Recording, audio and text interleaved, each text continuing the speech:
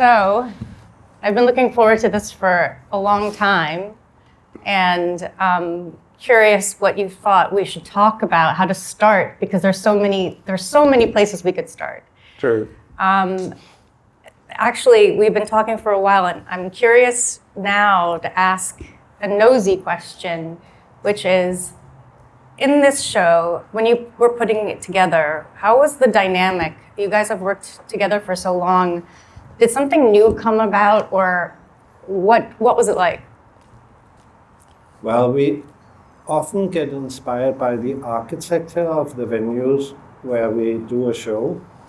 We almost have the concept of every spatial setting is screaming for being transformed for a certain why, like being transformed into something else. And when we came to the Pace Gallery here, we noticed that there was like a main room for the important part of the exhibition and a smaller room for the less important part of the exhibition. Potential. And the smaller part was exactly half size in the width of the big room. And that gave us the idea of making exactly the same show, just in two different scales. Is that how you remember it? Oh yeah, we were here together, and for once we remember this occasion as leads in the same way. Yeah, it was very much inspired by the architecture. And then we started to research about scale in relation to bodily experiences, and we stumbled over the phenomenon called the Alice in Wonderland Syndrome. That is a neurological disorder that can appear when you are very exhausted. Some people then can't depict the right scale of objects or distances, so it's either diminished or enlarged. And aren't we all really exhausted in these times? She is, for sure. Yeah. Have you experienced that personally? Not without drugs, no. Not without drugs. I have a very clear memory of experiencing it when I was 20, being at my desk, and I was in college, totally, wiped out, having been up for days probably, and suddenly feeling like I was a giant sitting at my computer. Yeah, it happens a lot to children, I think, as you develop. I mean, not a lot. It's not like a very, very common syndrome, but it's also not unknown. And yeah, a lot of kids have it, which is maybe natural. Also, like, when you're like sort of preteen or enter puberty, even your body is a bit off, right? Like your arms are like too long for the rest of your body. There's weird things happening to you. So of course it might also happen to your brain, I'm sure. I still feel like that. Yeah. I still feel like what I guess we all do sometimes. But then, of course, when we were thinking about that and planning to have the additional sculpture here in the reception of the gallery, we were thinking about your novel, My Year of Rest and Relaxation, where you actually have the front desk person wanting to sleep at work all the time. Yeah. And it also reminded us of how neurotic the art world is. We want to make it so perfect all the time. It's a big embarrassment if we would not be ready in time, for instance. It's almost like we try to dress the Christmas tree and no one are allowed to see it before it's like real Christmas, and we open the doors and then we can celebrate. And it would be highly embarrassing if we would be in the middle of installation still, even if it would be very human. And actually, it's also quite human to take a power nap at work, isn't it? Yeah, a power nap or just Or sleep for a year. yeah. Or sleep for a year. She seems like she's sort of going to be there for a while. Yeah. At least 5 weeks. Yeah. So in the narrative, in my mind, we walk in and there's like immediately the very jarring experience of seeing someone that even I knew what it was before I walked in, and yet seeing her, I was concerned. Is she okay? Oh wait, should I be quiet? All of these different thoughts. And then entering the gallery space was a totally different kind of jarring experience. How did you get the narrative? Like what stories? How did you arrive at My Year of Rest Relaxation and this idea of a sleeping gallery girl? We often like to give art experiences to people who are not expecting to get an art experience. And here, like all the delivery guys, like the people who come from DHL or UPS or whatever to the gallery, they get an art experience. And it's fun to see the different reactions because some of them try to be very silent, just put down the mail, and other ones are like, wake up, sign here. And it's a little bit like when we did a project in Texas where we did a fake Prada store in the middle of the desert.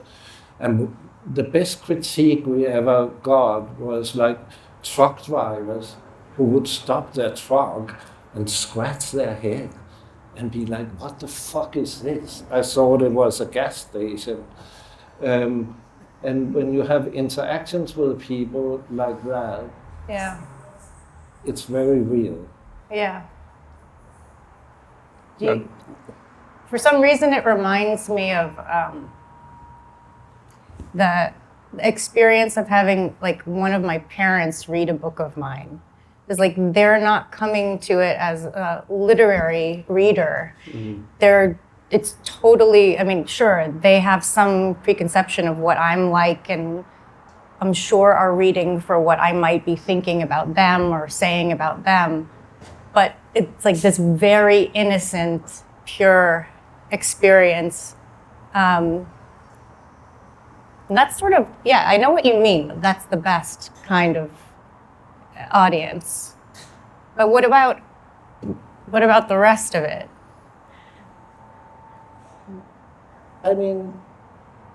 We believe that you can experience a lot through your body, like how you perceive artworks in a bodily sense. And you definitely do it here because like the first room is kind of normal for a gallery or a museum. The dimensions are a little bit intimidating, so you feel small, what you do in most white cube spaces. And then you go to the other room and you are suddenly enlarged. You're too big. And that's also not too pleasant because you suddenly feel too much in relation to the setting. Yeah. Is there a skill that you feel comfortable in? In our lives, a lot of space. A lot of space. Yeah. We're tall, ceiling height is important. To feel free.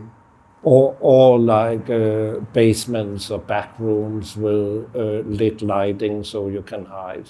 It's also very nice. That's interesting. But of course, this play with scale or play with the white cube, as we have done here, is not something completely new to our practice. It's sort of coming from our very early works, actually, when we sort of went on from doing performance work to doing more like installation and sculptural work.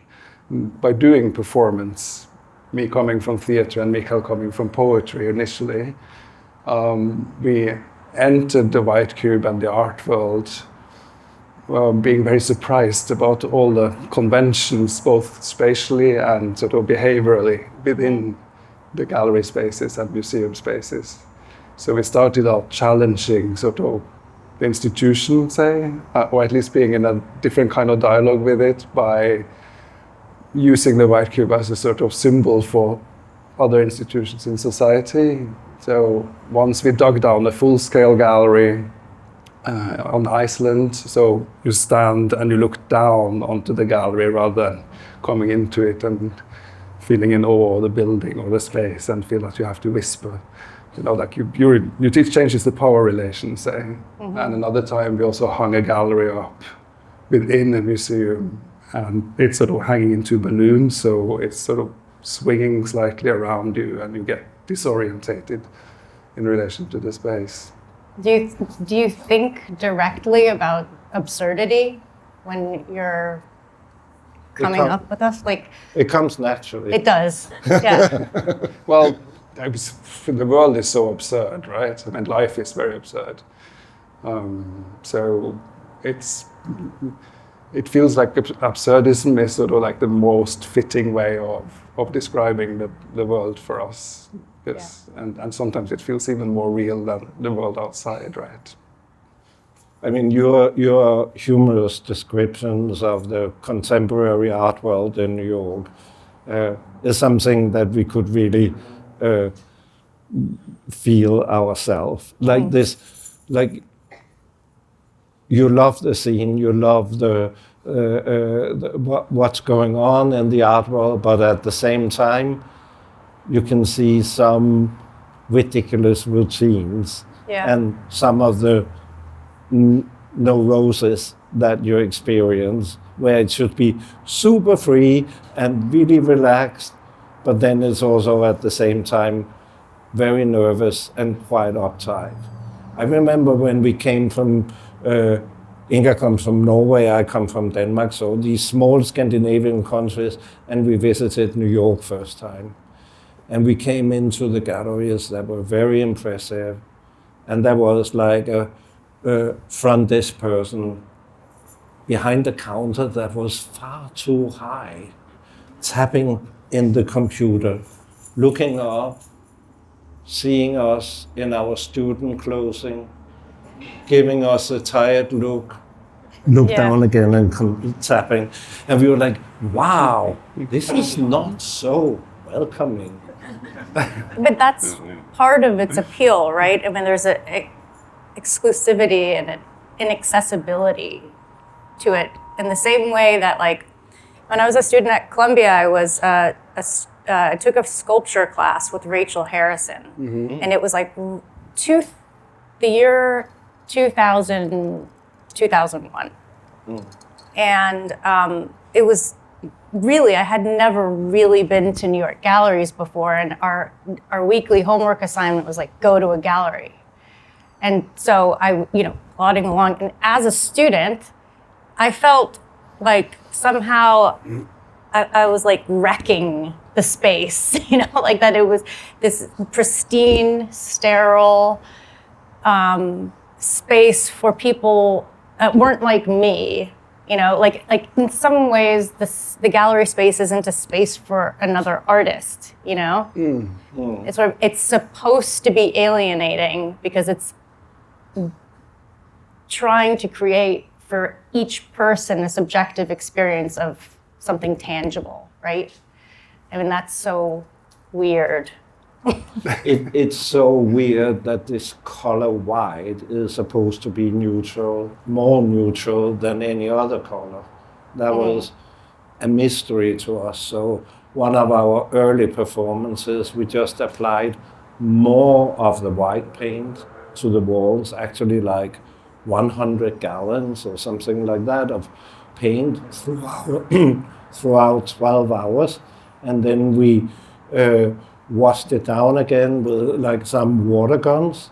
So it was all sliding down the walls and onto the floor. And it looked like a kind of big glacier landscape and was one big mess.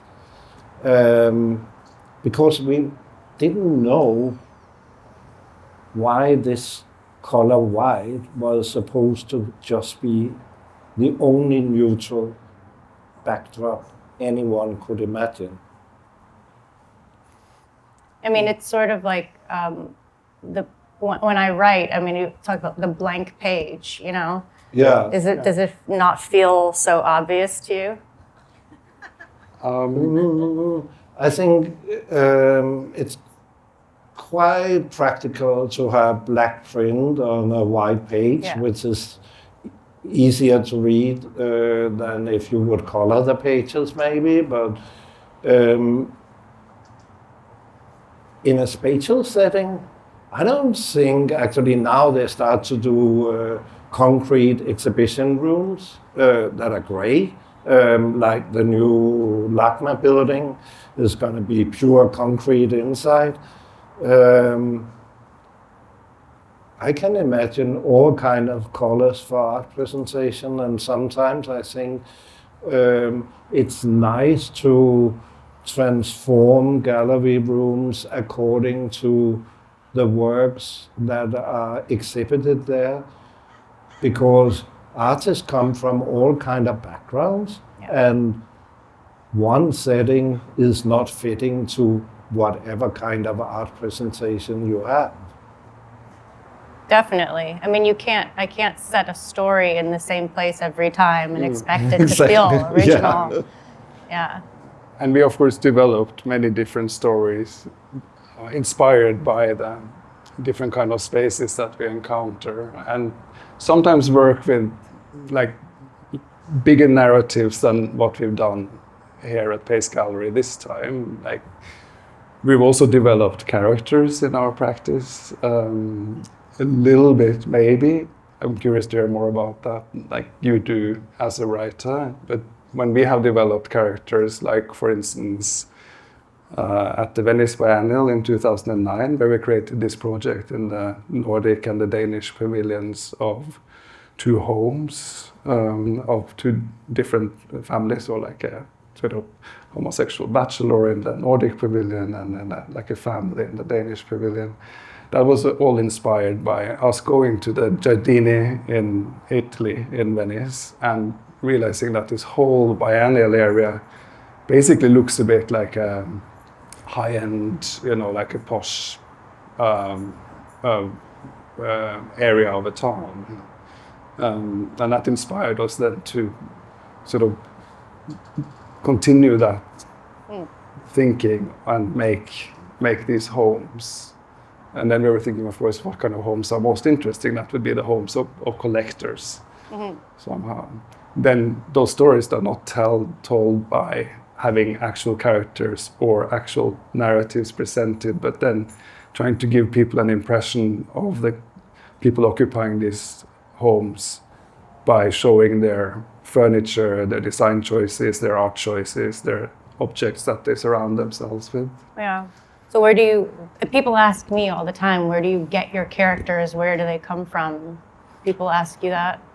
What would you say? Yeah, we have been asked that, and it's like interesting because we do use writing sometimes, or storytelling as part of our projects, and it's often a way for us to sort of talk about some of our maybe the less positive sides of ourselves, or a way for me to tell Mikael what I really think about him.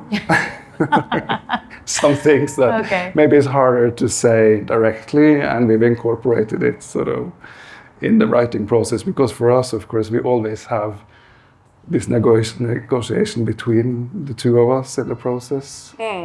But isn't characters amazing, because you can say things that you cannot say with your own voice? I mean, you would either get cancelled or lose all your friends or whatever, but you can invent characters that have these like other dark sides of you or more cheerful sides of you. And we all consist of multiple personalities, I think. And I think both as a writer or an artist, it's possible to speak with these characters' voices and explore things in yourself, because of course it is in you somehow. It's not something that just comes from outside. Sure. Yeah, no, I mean, it's interesting because I always think about myself as a very uptight, principled person. But actually, most of the time, I'm writing, and the whole process requires that I detach from everything that I believe and think, so that I can think anything. And that's why I need characters to act them out, to become vessels for these different, selves, possibilities in different dimensions, sort of. I mean, that's how I feel like I give myself to my characters. Sort of, they occupy me and I occupy them. But how do you or your characters occupy space? That's one thing we wanted to ask you, because for us, space is often the starting point and the inspiration.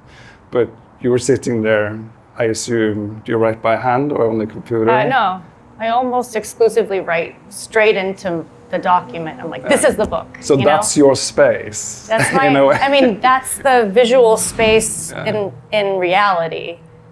Spatially, when I'm thinking about a novel, I mean, the space exists in so many different aspects of novel writing. I mean, there's the structure and space that the entire novel is going to occupy.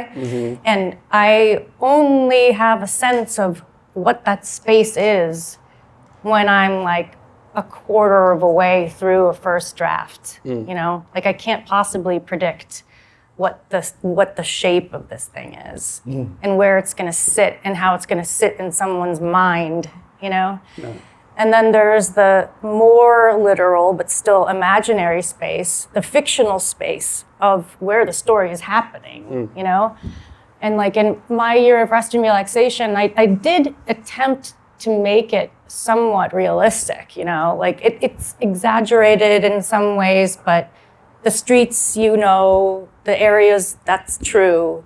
Certain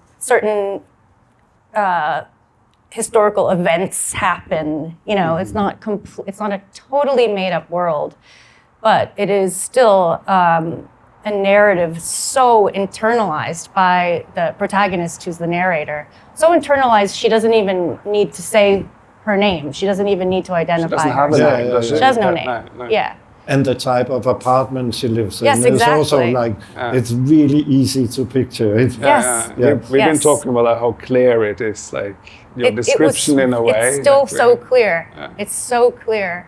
It's sort of, it's bizarre because, sometimes when I'm writing a story where a character is moving through space a lot, or the orientation of a character's point of view, literal perspective, is very important to some moment of the story, I might draw the story. So I know, if I'm sitting here and the window's there, when the delivery man comes, I see him walking that way. Like those kinds of the choreography of so you're characters' storyboarding movements. a bit, for a little bit, or yourself, just maybe. mapping it out, knowing what is where in space, and then reorienting inside the consciousness of the character. But I think, sometimes I think about my year of rest and relaxation, and I wonder if you'll relate to this at all. Like I had to write that book to understand and sort of get over this idea that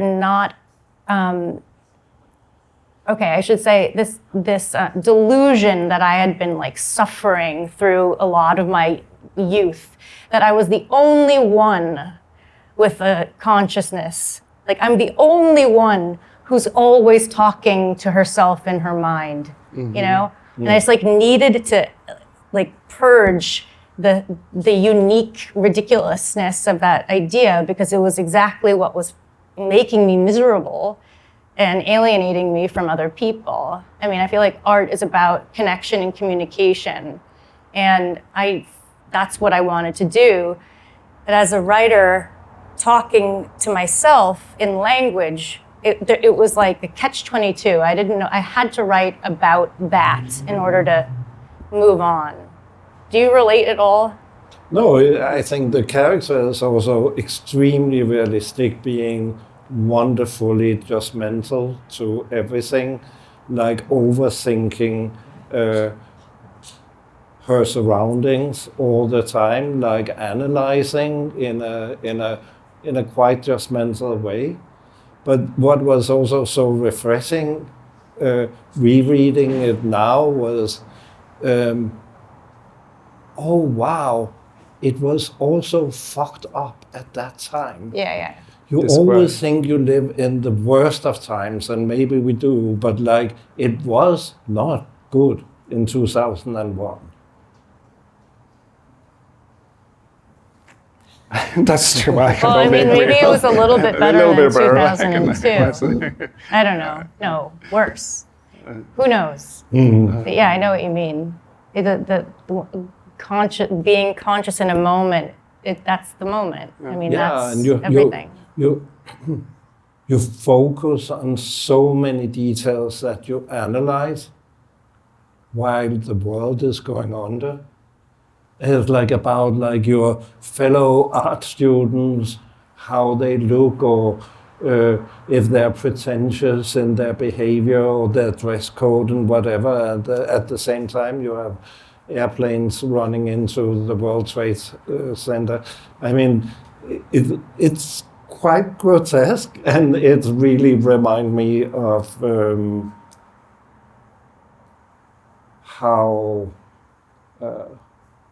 I think self-righteous I was, forming myself, like thinking that my perspective of the world would be the right one, and what was around me was absolutely the most important. I felt really center of the world, which diminish a bit, like it kind of evaporates throughout your life. So when you get older, you learn that.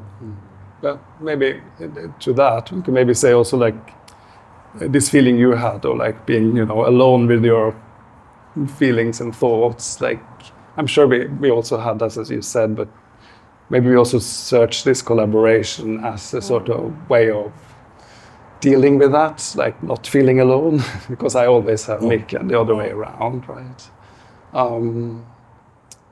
And that leads to another question we had to you about maybe collaboration. I would start maybe with friendship. Because in your novels, it seems like friendship is very complicated. The relationship to Riva, I've never or the main written a good character. They're all assholes. Or in McLuhan, he kills his best friend, right? Yeah. So that was your first book, I guess? It was. Yeah. That was the first book I published.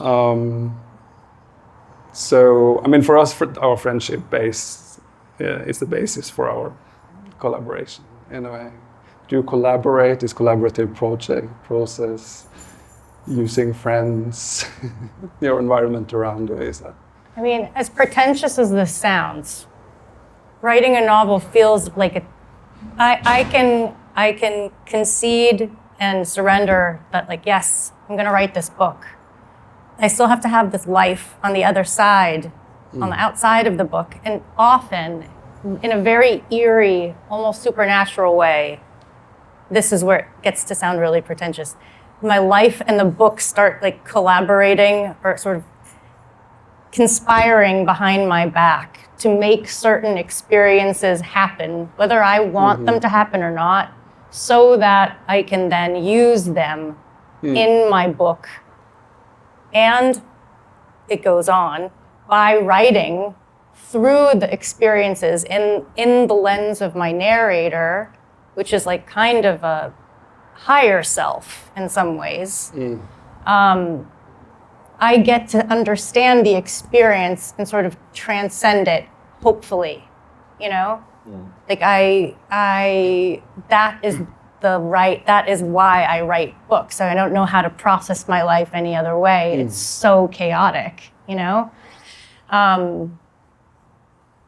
Yeah. Yeah, interesting. It doesn't sound pretentious at all. One thing is that when you start a project, I think we also have this experience that a project or an idea or a concept sort of starts attracting ideas or people that are interested in the same subjects. Or it is a sort of magic once you sort of give yourself over to the creative process. That's totally recognizable, I think. Yeah. But it's also you open your senses for certain things, and then they happen. I mean, like suddenly you focus on certain details around you, and they become super important. They were always there, Right. but you let them in through your creative process by suddenly acknowledging that they existed. Yeah.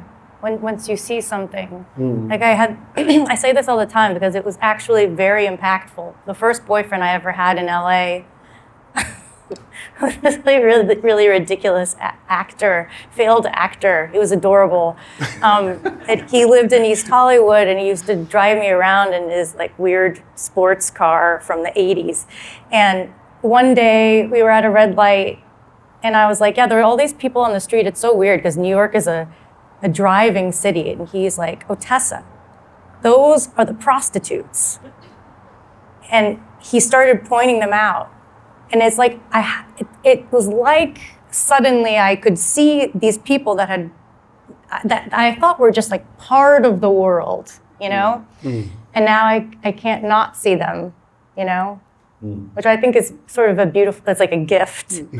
To get someone to see something they'd been ignoring. Yeah. But I wanted to ask you something else. How do you use the tension in your collaboration? I mean, you're such different minds and different personalities, and like, do you have some rules of engagement? How does it work? Well, there's no rules. That would probably sort of break the collaboration, I guess. But no, I think at different times we have different roles. We have different qualities, but we are not really good at anything. So together we are like adding up, and then it becomes something.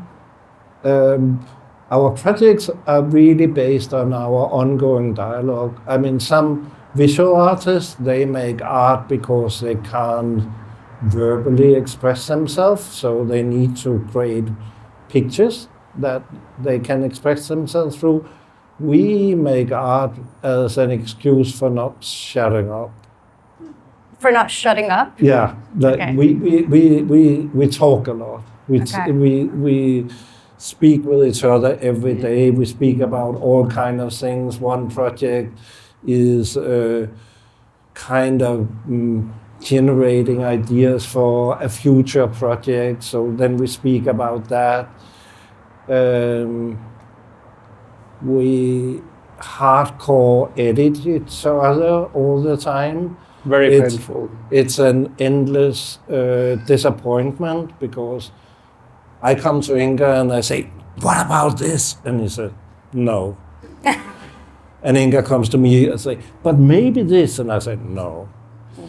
A lot of ideas are just like becoming nothing until they become something.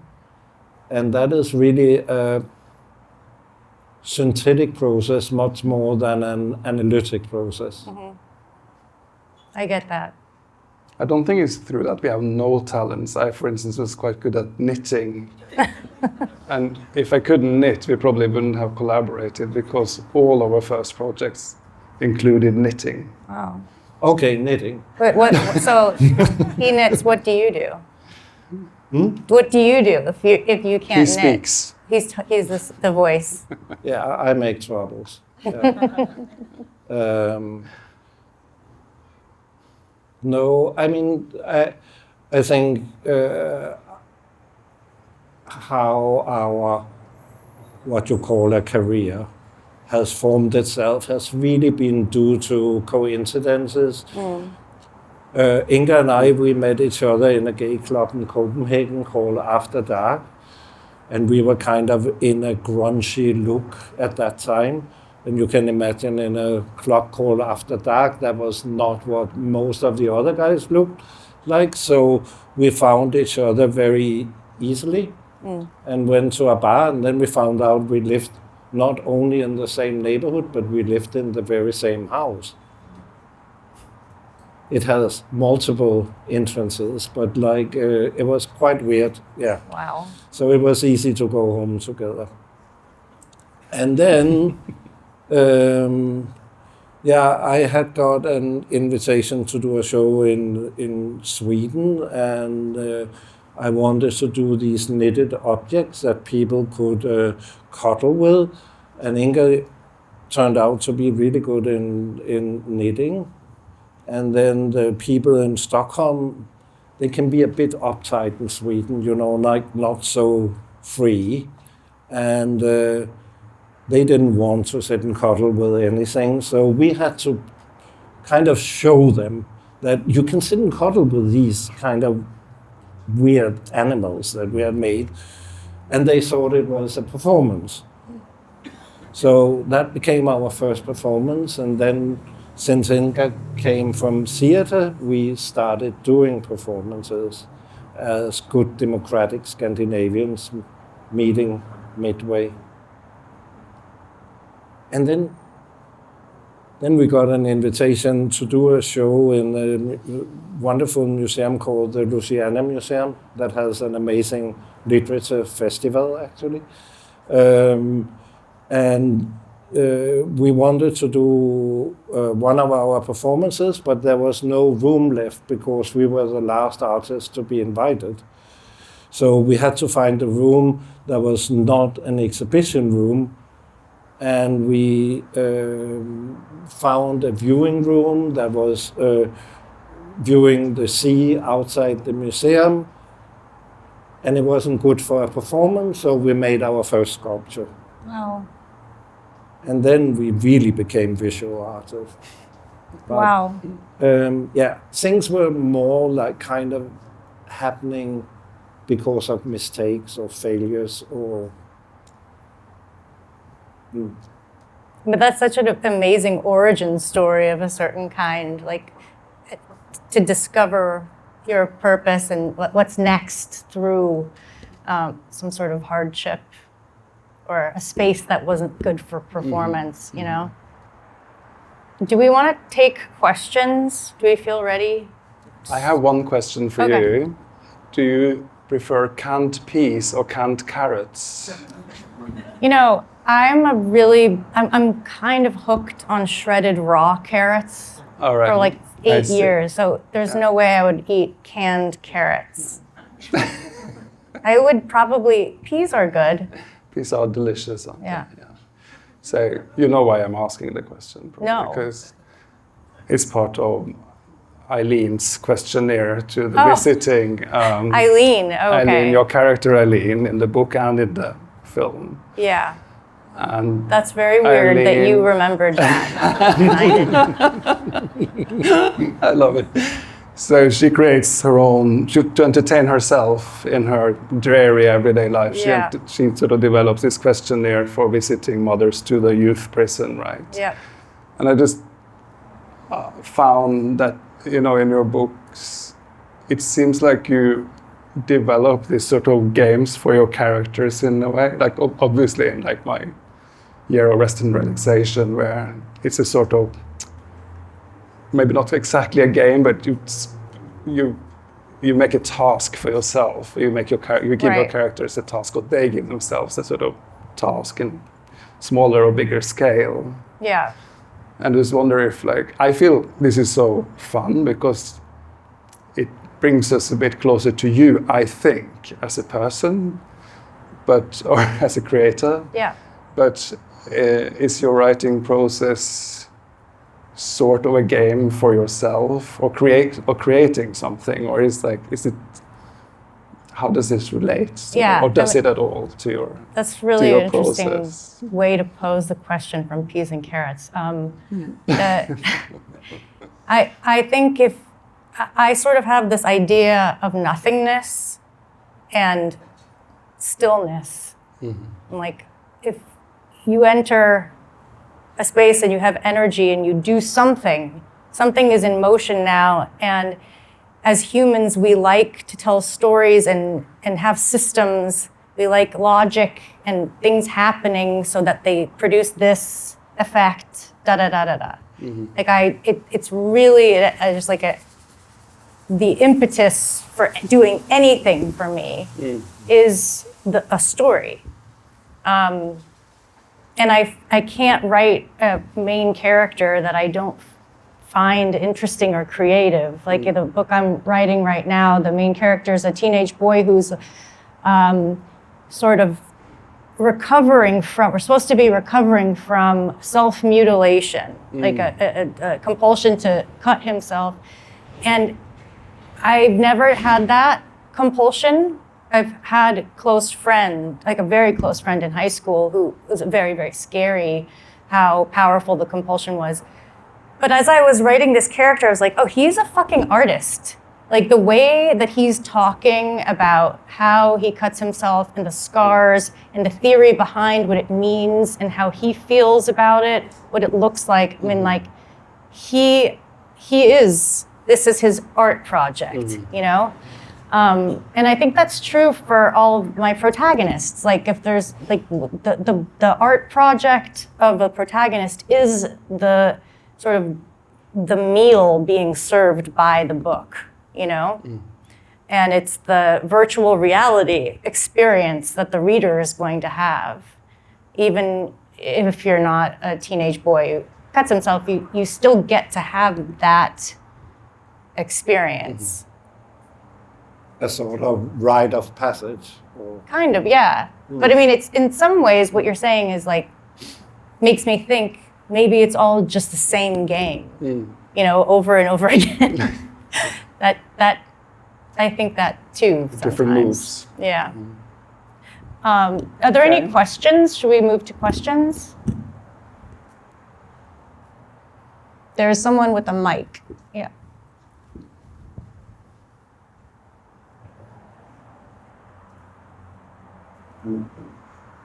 Yes, I want to ask you, as you've been talking about the white cube and space and how is the inspiration, how do you think of sonic space? I think it's really important. In fact, us sitting here, we're embraced in another kind of space that might include the white cube, but extends well beyond it. Did that have any impact on how you thought about your show, the concept of your show? You're asking about sonic space, Yeah, the sonic use of space. sound. Yeah. You know what? We haven't worked that much with sound. I mentioned the project, The Collectors in Venice, and in the Nordic Pavilion, that was a sort of modernist architectural entity, and that we sort of transformed into a case study-like home. We did ask Nico Muhly, the American composer, to make a soundscape for the exhibition.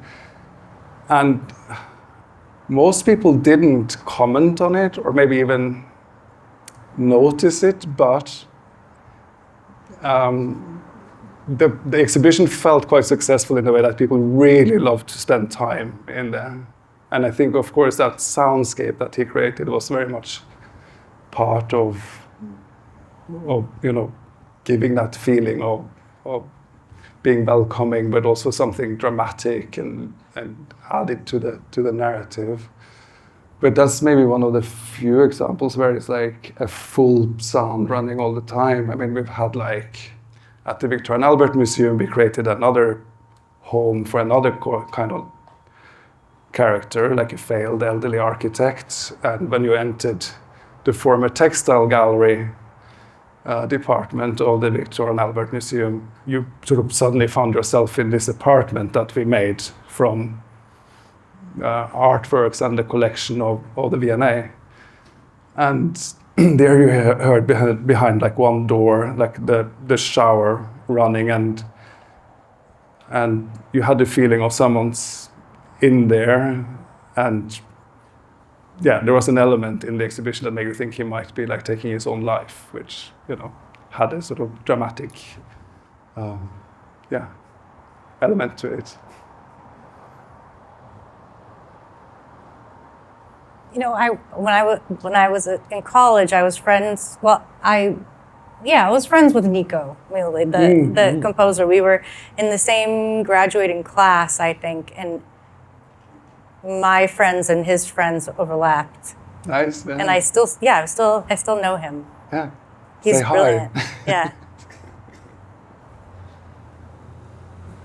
There's a question over there, I think.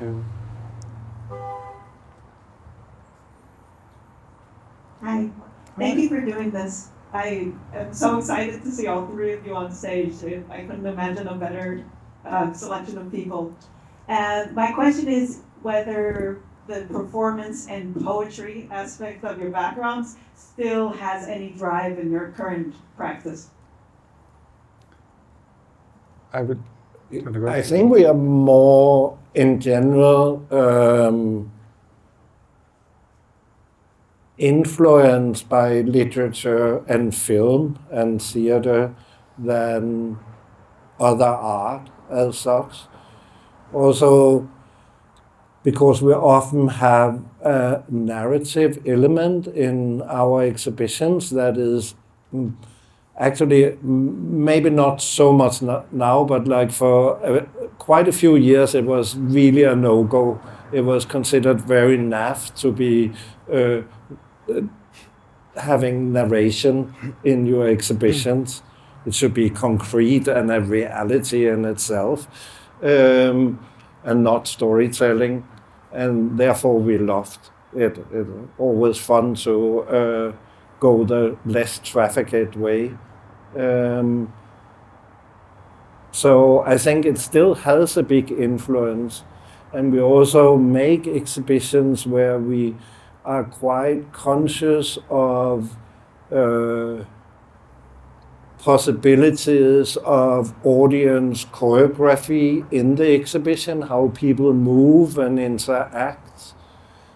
And we're quite old school that we actually like audience, that they're not only like a click on a counter in a museum for getting better funding, but that we appreciate that people come and experiencing it and sometimes make interpretation of our works that are more clever than ours. So I think these backgrounds are still influencing our practice quite a bit.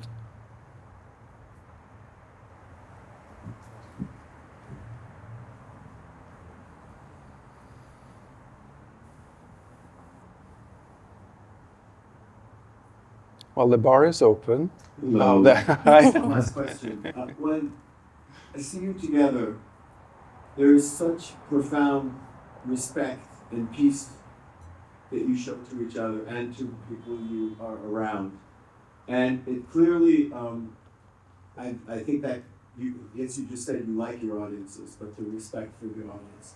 Does that ever break? And I don't mean, are you guys not respectful? I mean, the feeling, your relationship with your audience. What happened? Can you talk to that a little more deeply? The relationship to the audience, I think, partly it comes from, in the beginning at least, coming into the art world, maybe from outside, as Mikael said, or, coming from poetry and theater. We felt a bit like outsiders, and that's not a very pleasant feeling always. I mean, it can be okay if you want to define yourself in relation to something else, right? But feeling sort of like, an outsider in a negative way is like complicated, right? And I think like as through our performances in the beginning challenging, like the structures of the institution through our bodies in the space, we became very aware, I think, of the audience potentially having the same feeling as us as performers, seeing some of the same challenges. And so we decided to sort of very early on to think about audience movements as a sort of co-author in our projects. We are sometimes asked by journalists, what do you want the audience to get out of this? And that's such an arrogant question, because like, if I'm an audience, I don't want to be calculated with by some author. Oh, you should feel this when you go into my room. I mean, like, we all come from so diverse backgrounds that we will have so different experiences going to the same exhibition or looking at the same film. I mean, we all know these kind of films that are made in a way where they could put a label on top saying "cry now," or like, "now it's gonna get exciting." I mean, you hate that. You just walk out, or you feel repulsive to it. And I don't want people to have a special kind of perception of what they see. I want to create a platform that can generate multiple perceptions, like depending on who you are, where you come from, what your needs are, but thinking about the audience in a way where you give a certain platform, a certain possibility for experiencing things on your own terms, and not be only talking to a small, little, close group of people you find important, or be super hermetic in a way where you actually only talk to yourself.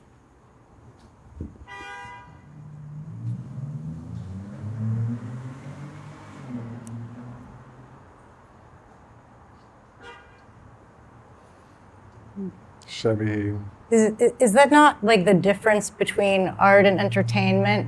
I mean, it's interesting what you're saying about film and headlines and being manipulated by a narrative and a piece of art in order to feel things that we're all supposed to feel the same way at exactly the same time, and there's only one experience of something. That's so commercial. I mean, because it's predictable, right? And I feel like, we're in LA and there's Hollywood and so many people are making films here or involved in the industry. And I barely have a toe in. And it's the what you're describing about the audience and the way that the disappointment that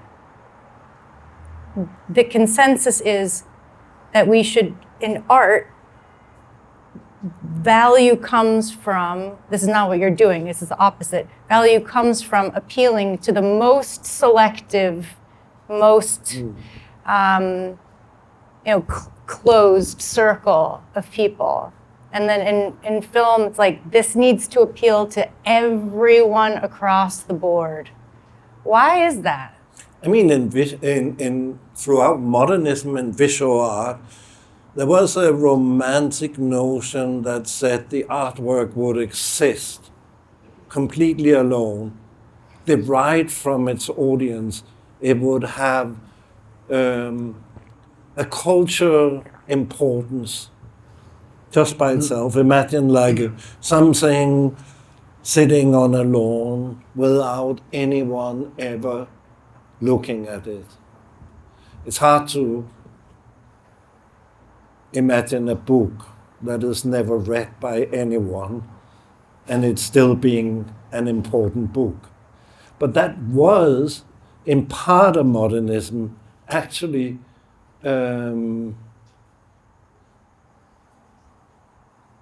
kind of a set of value that was surrounding, like in a deep respect for the artwork. It was so important that it didn't need its audience. On the question of audience, actually, it reminds me of something you said, talking about the film version of Eileen. Oh yeah. And I think it's about this scene maybe where Eileen is waiting for Rebecca to come, or, you know, like, I think you had written initially like a monologue or like a voiceover for the character waiting for Eileen. And then in the end, there's no voiceover and the actor is saying nothing. You just see her looking out the window. But what you say, I think this was on a podcast, you say that it's still there. Whatever you wrote and all the intent that you put into the process of writing is still there. Mm-hmm. And that you believe that everything you put into a project, even when it's deleted, sort of is there, communicating to the audience. And I found that so interesting because I think this is also a lot what we do. You mentioned this editing process. We have a lot of ideas and sometimes it's too much and it grows and you have to edit a lot of things away. But going through this process, going to this like corners and odd alleyways and, you know, detours, and so it's still communicating in the end as a sort of, I guess, also some kind of seriousness. Yeah, I mean, that's interesting. Intent, Talking about like an object that's never observed, you know, like the ideas and literal work that exists before anyone sees it, you know, the whole process of something is usually invisible. Yeah, exactly. Yeah. Well, maybe that's a good note to end on. Thank you so much for being here.